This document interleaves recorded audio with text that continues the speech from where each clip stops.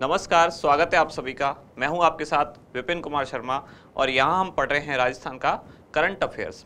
जनवरी से हमने स्टार्ट किया था और शुरू करते करते जैसे जैसे हमने आगे बढ़ते गए, समाप्त करते हुए हमने अक्टूबर तक का भी समाप्त किया और आज ये लास्ट क्लास है जिसमें अक्टूबर और नवंबर का करंट अफेयर्स समाप्त हो जाएगा।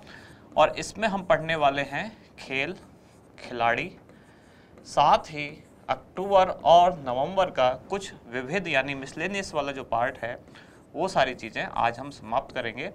और इसी के साथ ही जनवरी से लेकर नवंबर का करंट अफेयर्स जो है राजस्थान का वो आज समाप्त हो जाएगा। तो शुरुआत करते हैं क्वेश्चन के साथ। पहला प्रश्न है, गुजरात में संपन्न हुए 36वें नेशनल गेम्स में किस खिलाड़ी ने राजस्थान को पहला स्वर्ण पदक दिलाया? यहाँ खास बात है पहला। गुजरात में संपन्न हुआ, कई बार ये भी पूछ सकते हैं कि 36वें नेशनल गेम है, इनका आयोजन कहाँ हुआ? तो गुजरात में हुआ। अब इसमें खास बात, कुछ चीज़ें पहले हम राजस्थान का जो दल गया था उसके बारे में जान लेते हैं। ये तो आपको पता है आयोजन गुजरात में हुआ। राजस्थान का जो दल था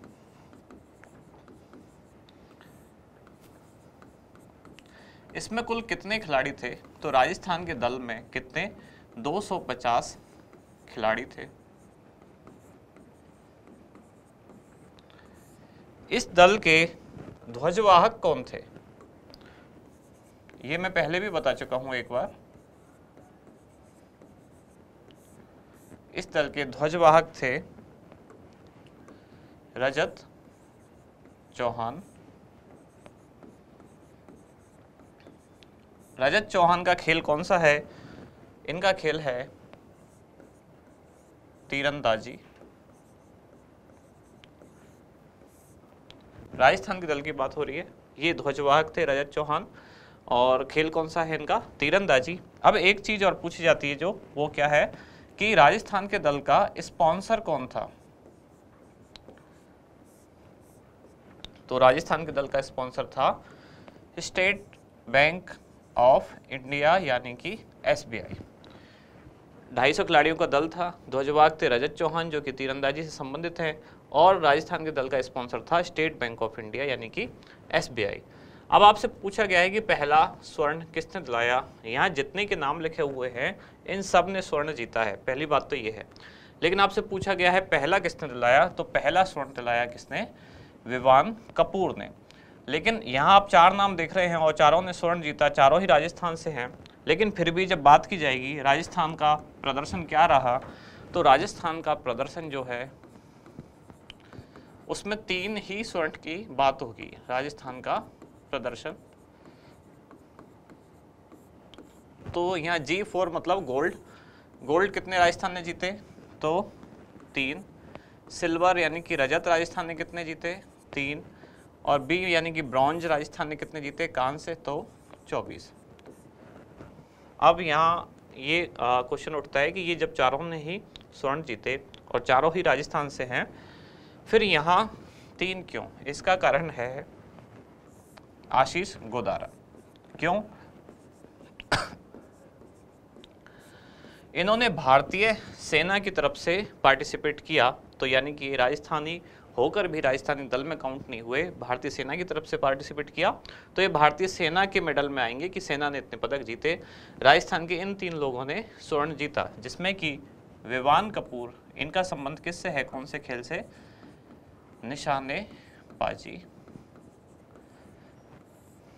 कविता सिहाग, इनका संबंध है साइकिलिंग। और मुकेश चौधरी, इनका संबंध है वुशु। और आशीष गोदारा जिन्होंने सेना की तरफ से भाग लिया, इनका संबंध किससे है? रोइंग। ओवरऑल राजस्थान का प्रदर्शन क्या रहा? तो 3 गोल्ड, 3 सिल्वर और 24 ब्रॉन्ज। बढ़ें आगे, आप चाहें तो एक स्क्रीनशॉट ले लें।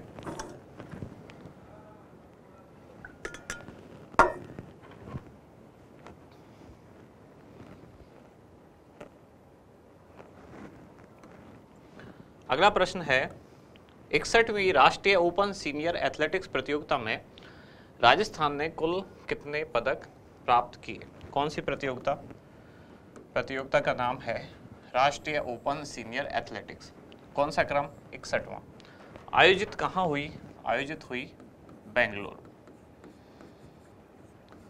बेंगलुरु या बेंगलोर भी कहते हैं, वहाँ इसका आयोजन हुआ।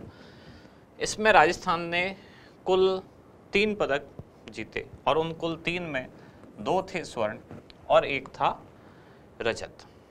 क्लियर।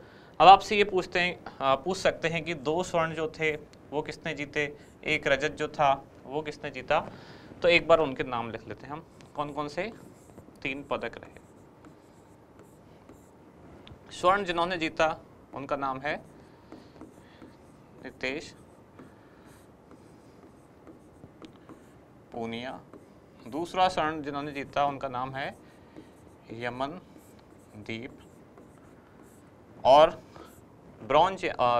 रजत जिन्होंने जीता उनका नाम है पूजा। इस तरह से इन 3 खिलाड़ियों ने राजस्थान के लिए 2 स्वर्ण और 1 रजत सहित कुल 3 पदक हासिल किए। लें एक स्क्रीनशॉट, फिर आगे बढ़ते हैं।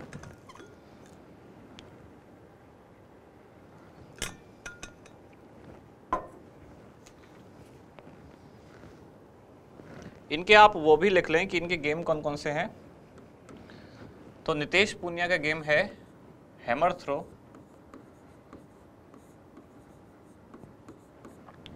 यमनदीप शर्मा, इनका पूरा नाम है यमनदीप शर्मा, इनका गेम है डेकाथलॉन।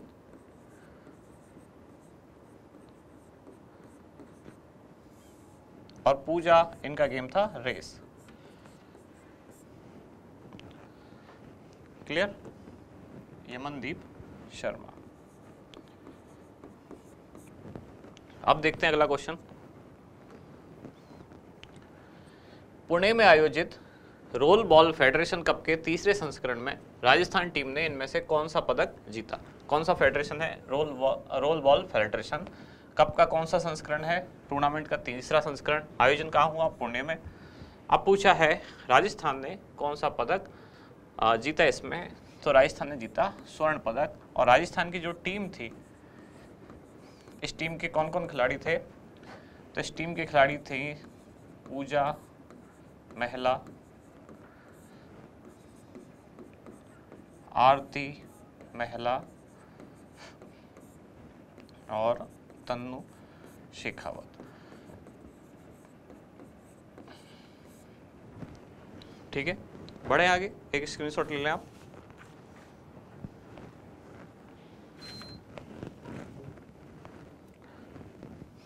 कुवैत में संपन्न हुई एशियन यूथ एथलेटिक चैंपियनशिप 2022 में कांस्य पदक जीतने वाले सिद्धार्थ चौधरी का संबंध किस स्थान से है। ऑप्शन से आपके सीकर, झुंझुनू, जयपुर या चूरू। पहले तो गेम कौन सा है, एशियन यूथ एथलेटिक्स चैंपियन 2022। कांस्य पदक किसने जीता, सिद्धार्थ चौधरी ने, यानी कि यहाँ ये भी क्लियर हो गया पदक कौन सा, तो कांस्य। और ये कहाँ से संबंधित है, तो इनका संबंध है जयपुर से। ठीक है, इसमें तो एक केवल सामान्य सी जानकारी थी, सिंपल फैक्चुअल। हाँ, एक और चीज पूछ सकते हैं कि इसका आयोजन कहाँ हुआ, तो कुवैत में।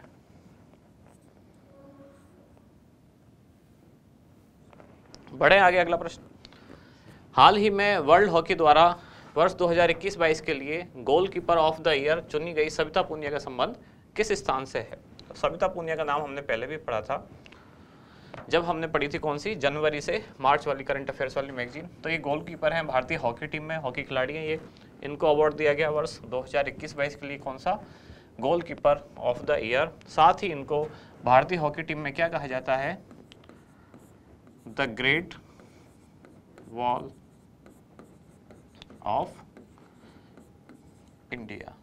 ऐसा क्यों कहा जाता है इनको, क्योंकि जो ओलंपिक हुआ था अभी, टोक्यो ओलंपिक, उसमें इन्होंने बहुत सारे गोल जो हैं भारत के लिए बचाए थे, सेव किए थे, इसलिए इनको कहा जाता है the great wall of India. इनका संबंध है हनुमानगढ़ से। हनुमानगढ़ में कौन सा गांव, तो झांसल गांव।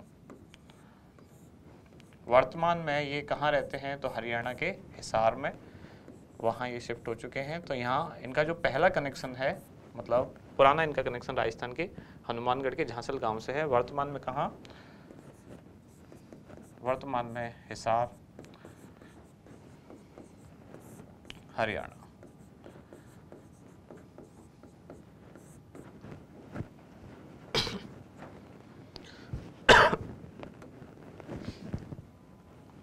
निकिता गुर्जर का संबंध किस खेल से है? जेवलिन थ्रो, डिस्कस थ्रो, तीरंदाजी या शूटिंग? तो खेल के साथ साथ और भी कुछ जानकारियां, जैसे कि इन्होंने भी जो चौथी एशियन यूथ एथलेटिक्स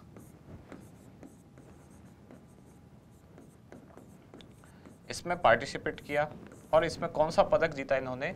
इसमें इन्होंने जीता कांस्य पदक। और ये किस कैटेगरी में जीता?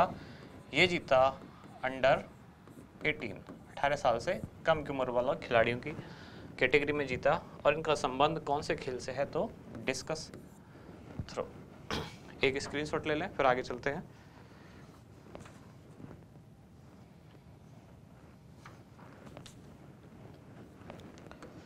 अगला प्रश्न है, निम्नलिखित में से किसे राजस्थान राज्य बॉल बैडमिंटन संघ का अध्यक्ष नियुक्त किया गया? कृष्णा पूनिया, राजपाल शर्मा, शौकत अली मंसूरी या लक्ष्मीकांत शर्मा?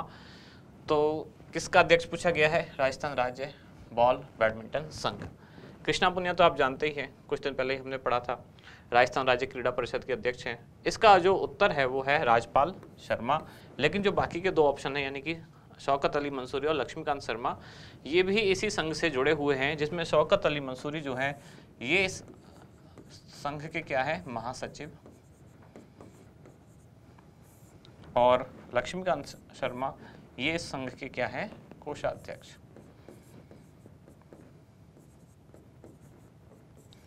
अब आपके दिमाग में कंफ्यूजन आ रहा होगा कि पहले कुछ और बताया था, तो जो पहले बताया था वो था राजस्थान राज्य बैडमिंटन संघ।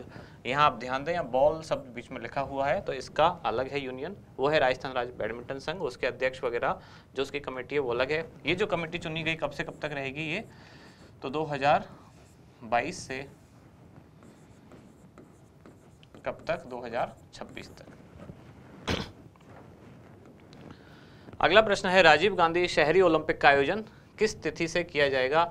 तो जैसा कि आपको पता है, इस बार ग्रामीण ओलंपिक की सक्सेस को देखते हुए अब शहरी ओलंपिक का भी आयोजन करने जा रही है सरकार। अगर ऐसा क्वेश्चन आता है तो ग्रामीण और शहरी को थोड़ा ध्यान से पढ़ें, क्योंकि जो शहरी ओलंपिक होने वाले हैं वो 2023 में होंगे। ग्रामीण ओलंपिक तो संपन्न हो ही चुके हैं, आपको पता है, उसके बारे में तो हमने पूरी एक क्लास भी ली थी ग्रामीण ओलंपिक वाली। वो कब से शुरू हुए थे? 29 अगस्त से।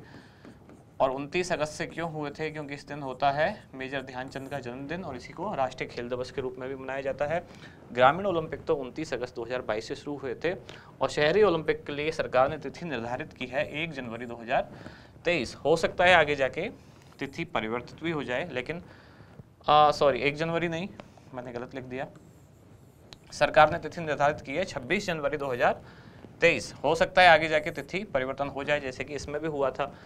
इसमें 4 फेज थे, शुरू में ग्राम पंचायत स्तर, उसके बाद ब्लॉक स्तर, फिर जिला स्तर और फिर राज्य स्तर।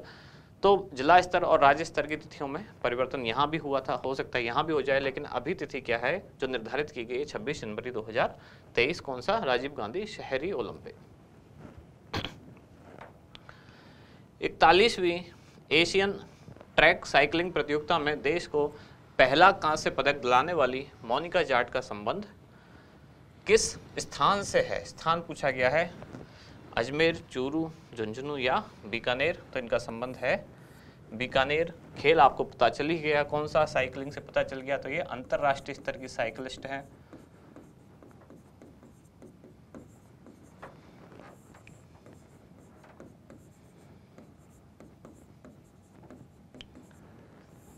बीकानेर से इनका संबंध है।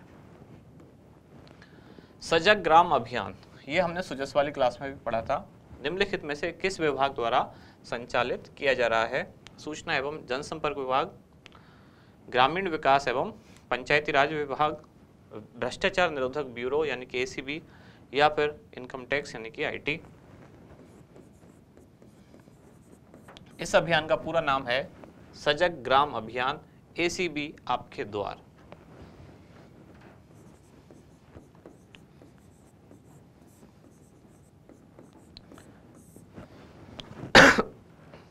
किस लिए चलाया जा रहा है अभियान? तो नाम से पता चल रहा है भ्रष्टाचार निरोधक ब्यूरो, ये क्या एंटी करप्शन ब्यूरो, इसके द्वारा चलाया जा रहा है। ग्रामीणों को भ्रष्टाचार के विरुद्ध जागरूक करने के लिए कि ना तो वो रिश्वत दें, ना ही देने के लिए प्रमोट करें, या ना ही अधिकारियों को रिश्वत लेने के लिए प्रमोट करें। तो ग्रामीणों को भ्रष्टाचार के विरुद्ध जागरूक करने के लिए अभियान चलाया जा रहा है एसीबी द्वारा, और अभियान का नाम है सजग ग्राम अभियान। जैसा कि आपने देखा यहाँ लास्ट क्वेश्चन था ये खेल एवं खिलाड़ी वाला। अब जो आपका विविध वाला पोर्शन है अक्टूबर और नवंबर वाले मैगजीन में, नेक्स्ट क्वेश्चन से हम वही चीज़ें डिस्कस कर रहे हैं। तो लगभग 15 क्वेश्चन आज हैं। अगला क्वेश्चन है, रवांडा में आयोजित इंटर पार्लियामेंट्री यूनियन के अधिवेशन में भारत का प्रतिनिधित्व किसने किया? इंटर पार्लियामेंट्री यूनियन, पहले तो ये इसका आयोजन कहाँ हुआ? तो रवांडा में। अब पूछा है भारत की तरफ से कौन गया, किसने प्रतिनिधित्व किया। हमारे लिए इंपॉर्टेंट क्यों है? क्योंकि जिसने भारत का प्रतिनिधित्व किया वो राजस्थान से ही हैं। चारों ऑप्शन भी राजस्थान से हैं, जैसे कि शकुंतला रावत, दिया कुमारी, दिव्या मदेरणा या रंजीता कोली। ये चारों ही राजनीति में सक्रिय हैं। जैसे कि शकुंतला रावत ये मंत्री भी हैं, कौन से? राजस्थान सरकार में उद्योग व वाणिज्य विभाग, और ये एमएलए हैं कहाँ से? बानसूर से। बानसूर कहाँ है, किस जिले में? तो अलवर।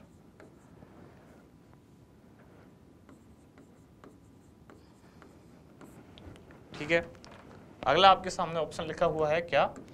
दिया कुमारी। पहली बात तो ये कि उत्तर इसका यही है। दिया कुमारी क्या है? सांसद हैं लोकसभा में राजस्थान से, और राजस्थान में कहाँ से? राजसमंद से ये सांसद हैं। दिव्या मदेरणा ये विधायक हैं, कहाँ से? ओसियां।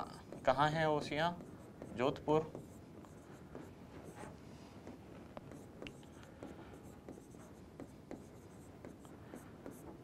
और चौथा रंजीता कोली, ये कौन है? तो ये भी सांसद है।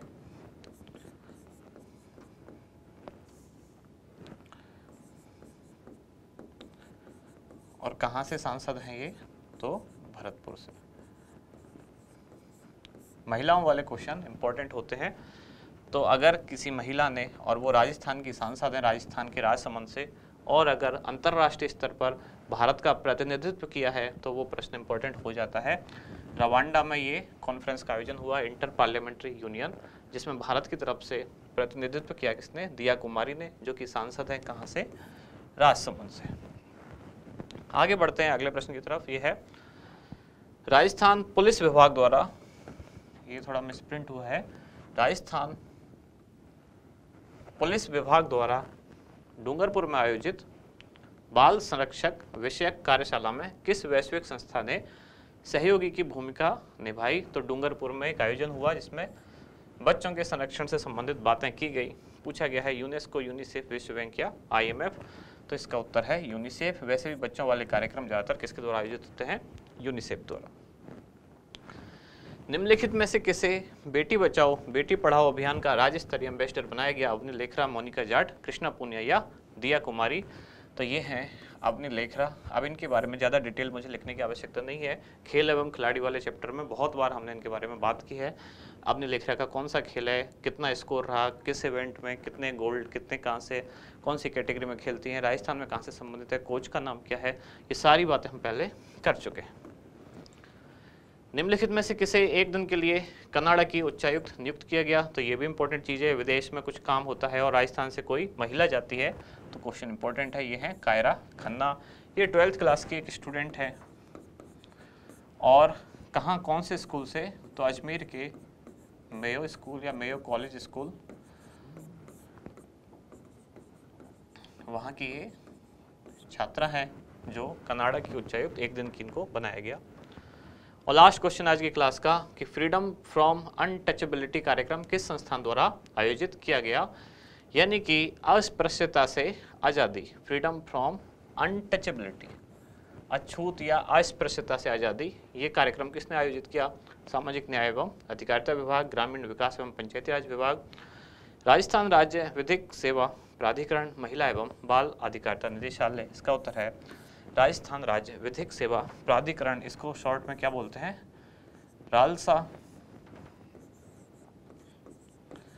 इसी ने अभी एक ऐप का भी डेवलपमेंट किया था और उस ऐप का नाम क्या था, न्यायरो साथी। ये मैंने वहाँ भी बताया था, रालसा द्वारा डेवलप की गई ऐप है न्यायरो साथी। तो यहाँ समाप्त होती है आज की क्लास। अब एक बार रिवाइज कर लेते हैं कल वाली क्लास कि 32वां बिहारी पुरस्कार 2022 प्राप्त करने वाले डॉक्टर माधव हड़ा का संबंध राजस्थान के किस स्थान से है। इनका संबंध है उदयपुर, मोहनलाल सुखाड़िया यूनिवर्सिटी में ये काम कर चुके हैं। पंचरंग चोला पहर सखीरी इनकी जो कृति है उसका नाम है। के बिरला फाउंडेशन द्वारा ये अवार्ड दिया जाता है। 31वां दिया गया था मधु कांकरिया को, उनकी पुस्तक का नाम था हम यहाँ थे। ये बिहारी पुरस्कार राजस्थान के लेखकों को दिया जाता है जिसके लिए राजस्थान का मूल निवासी होना या फिर 7 साल से राजस्थान में निवास करना अनिवार्य है।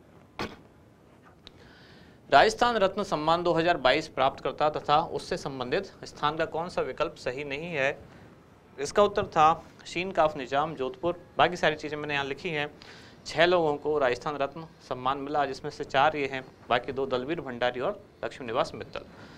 अब इस पर थोड़ा सा डिस्प्यूट था, यानी कि आप में से कुछ लोगों ने कहा कि जो अनिल अग्रवाल हैं वेदांता समूह के, उनका संबंध जयपुर से नहीं बल्कि सीकर है और सीकर में भी रिंगस है। हो सकता है ऐसा हो, लेकिन अब इस बात का क्लैरिफिकेशन कौन दे सकता है। इस बात का क्लैरिफिकेशन वही आदमी दे सकता है जिसके बारे में बात हो रही है। तो जिन्होंने कमेंट किया था मैंने उनको एक वीडियो का लिंक रिप्लाई किया है, आप एक बार उसको देखें। वो लिंक में क्या दिया हुआ है, जब इन्वेस्ट राजस्थान समिट हुआ था, यानी जिस सम्मेलन में इनको अवार्ड दिया गया राजस्थान रत्न अवार्ड, तो उसमें अनिल अग्रवाल ने पार्टिसिपेट किया था और उन्होंने अपना एक भाषण दिया, एक स्पीच दी और अपनी स्पीच में ही उन्होंने अपने बारे में बताया, मैं कहाँ से आया, कैसे मैंने क्या किया और बचपन के कुछ किस्से सुनाए। तब उस वीडियो में उन्होंने बताया है कि मैं कहाँ, जयपुर के पास चौमू में रहता था, वहाँ से मेरी दादी मेरे को लाती थी जयपुर, गोविंद देव जी के हम मंदिर जाते थे। वो सारी बातें आधार है इस क्वेश्चन का। तो आप लोग भी जिनको डाउट है एक बार वो लिंक ज़रूर देखें। किसी ने कमेंट में पूछा तो मैंने उनको रिप्लाई किया। वीडियो के शुरुआत के 8-10 सेकंड में शायद ये जानकारी दी गई है, तो उससे आपका भी क्लियर हो जाएगा। हो सकता है कहीं सीकर लिखा हो, कहीं जयपुर लिखा हो, कहीं रिंगस लिखा हो। मैं ये नहीं कहता कि आपने जो पढ़ा है गलत है, लेकिन फाइनली कौन क्लियर करेगा तो वही आदमी कर सकता है जिसके बारे में बात हो रही है। तो अभी तो उन्होंने खुद ही कहा है कि मेरा संबंध कहाँ है, चौमू से, और चौमू कहाँ आता है, जयपुर में, और उसके बाद वो जयपुर शिफ्ट भी हुए हैं। तो सारी चीज़ें हैं जो आप देख सकते हैं। अब ये अवार्ड जो है राजस्थान रत्न अवार्ड, ये 2012 से प्रारंभ हुआ। राजस्थान का सर्वोच्च सम्मान है। जैसे कि भारत रत्न अवार्ड दिया जाता है ऐसे राजस्थान रत्न अवार्ड दिया जाता है। इन्वेस्ट राजस्थान समिट 2022 वाला कब से कब हुआ, 7 और 8 अक्टूबर को, और 6 लोगों को ये सम्मान दिया गया। इनका संबंध किस क्षेत्र से है वो भी मैंने बताया। RM लोढ़ा ये पूर्व मुख्य न्यायाधीश रहे भारत में। दलवीर भंडारी ये भी जोधपुर से हैं और ये ICJ यानी कि इंटरनेशनल कोर्ट ऑफ जस्टिस उसमें न्यायाधीश हैं। अनिल अग्रवाल ये उद्योगपति हैं, लक्ष्मी निवास मित्तल उद्योगपति हैं। इनका संबंध है चूरू से। और केसी मालू जो बीणा कैसेट कंपनी के मालिक हैं, इनका संबंध भी है चूरू से। और शीन काफ निजाम इनका संबंध है जोधपुर से। स्वच्छ भारत मिशन ग्रामीण की राष्ट्रीय फिल्म प्रतियोगिता में प्रथम पुरस्कार प्राप्त करने वाली ग्राम पंचायत निम्नलिखित में से कौन सी रही, तो ये रही रामनगर। खेरुड़ा को मिला राष्ट्रीय स्वच्छता अवार्ड 2022। पेयजल एवं स्वच्छता विभाग भारत सरकार द्वारा स्वच्छ भारत मिशन ग्रामीण में उल्लेखनीय कार्य करने के लिए राजस्थान को किस श्रेणी में प्रथम पुरस्कार मिला, तो इन सभी श्रेणियों में मिला, यानी कि 3 श्रेणियां ये प्लस 3 श्रेणियां ये, इस तरह से कुल 6 श्रेणियों में प्रथम और 1 श्रेणी में सेकंड। कौन सी श्रेणी थी वो, जैविक कचरा प्रबंधन। स्वच्छता सर्वेक्षण ग्रामीण 2022 में निम्नलिखित में से कौन सा जिला राजस्थान में शीर्ष पर रहा, तो राजस्थान में शीर्ष पर रहा उदयपुर, जबकि पूरे देश में इसकी रैंक क्या थी, 60वीं। रोटरी क्लब बीकानेर द्वारा दिए जाने वाला राजस्थानी भाषा पुरस्कार 2022 के तहत विभिन्न श्रेणियों के पुरस्कार तथा उनके प्राप्तकर्ताओं का कौन सा विकल्प सुमेलित है, तो ये सभी सुमेलित हैं। इस क्लब द्वारा राजस्थानी भाषा की 3 श्रेणियों में अवार्ड दिया जाता है। तीनों के यहाँ नाम लिखे हुए हैं। कला डूंगर कल्याणी राजस्थानी शिखर पुरस्कार नाहर सिंह जसोल को मिला जो जोधपुर से है। खीमराज मुन्नीलाल सोनी राजस्थानी गद्य पुरस्कार शंकर सिंह राजपुरोहित को मिला, ये बीकानेर से है। ब्रज उर्मी अग्रवाल राजस्थान पद्य पुरस्कार ये राजूराम बिरजानिया को मिला जो लूनकरण सर बीकानेर से है। निम्नलिखित में से कौन सा विकल्प सुमेलित नहीं है, इधर पुरस्कार और उधर प्राप्तकर्ता, तो भूपेन हजारिका समर्पण समाज गौरव सम्मान ये किनको मिला? पन्नालाल मेघवाल, ये सही है। अणुव्रत पुरस्कार 2022 किसको मिला? एपीजे अब्दुल कलाम। मरणोपरांत इनको मिला, जबकि 2021 वाला किनको मिला? डॉक्टर मनमोहन सिंह। धन्वंतरी पुरस्कार ये डॉक्टर मनोहर सिंह। और पर्यटन विभाग पर्यटन जीवन गौरव सम्मान 2022 आसिन खान, तो ये गलत है, ये किसको मिला? मदन लाल जांगिड़ को। पर्यटन टुडे एक हिंदी साप्ताहिक पत्रिका है, उसके द्वारा ये अवार्ड दिया जाता है। आसिन खान को क्या मिला? इनको मिला आगा खान पुरस्कार। लोक कला के क्षेत्र में संगीत वादक के हैं, लंगा कला से संबंधित है और बाड़मेर के से संबंध रखते हैं। भारत सरकार के डिजिटल इंडिया मिशन के तहत दिया जाने वाला डिजिटल ट्रांसफॉर्मेशन राष्ट्रीय पुरस्कार 2022 राजस्थान के किस संस्थान को प्राप्त हुआ? तो ये प्राप्त हुआ आर्थिक व सांख्यिकी निदेशालय, यानी कि डेटा मैनेजमेंट के क्षेत्र में इन्होंने बहुत अच्छा काम किया, इसलिए इनको ये पुरस्कार मिला। पब्लिक एडमिनिस्ट्रेशन में एकेडमिक एक्सीलेंस के लिए दिया जाने वाला डॉक्टर राजेंद्र प्रसाद अवार्ड निम्नलिखित में से किसे प्रदान किया गया? तो राजस्थान यूनिवर्सिटी के रमेश अरोड़ा को दिया गया।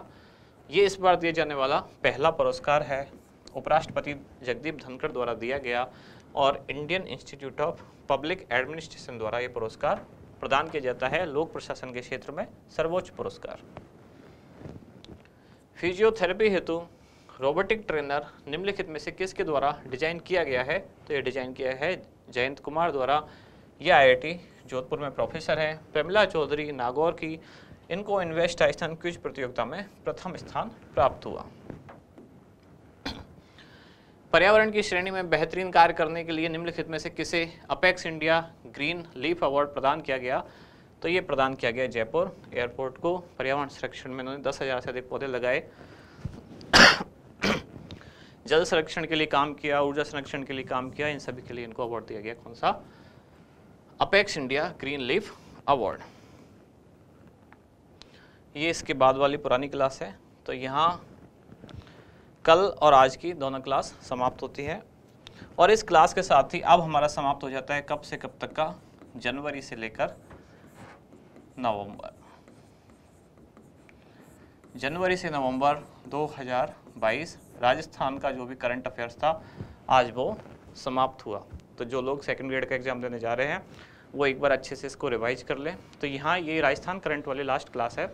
इसके बाद एक क्लास और होगी जिसमें अभी तक आपने जो कुछ भी पढ़ा है उसको एक PDF के फॉर्मेट में, जो कि टेलीग्राम चैनल पे डाल भी दिया गया है, तो एक बार आप वहाँ से भी उसको पढ़ के आएँ। और नेक्स्ट क्लास में पूरे एक साल का कंटेंट, यानी कि जनवरी से लेकर नवंबर तक का, ये क्वेश्चन आंसर के फॉर्मेट में नहीं होगा, सिंगल वन लाइनर, ताकि फटाफट से, जैसे कि कुछ फैक्ट लिखा हुआ है, कौन सी चीज़ कहाँ बनी, किसको क्या प्राइज़ मिला, ऐसी वन लाइनर जो चीज़ है, कौन सी योजना कब शुरू हुई, 15-20 पेज की एक फ़ाइल है, PDF डाल दिया गया है टेलीग्राम पर, आप जाके चेक कर सकते हैं। सेकंड ग्रेड राजस्थान करंट नाम से PDF डाला हुआ होगा, आप चेक कर सकते हैं और उसको एक बार ज़रूर पढ़ें अगली क्लास में आने से पहले, ताकि आपके पूरे एक साल का जो भी है एक साथ रिवाइज हो जाए।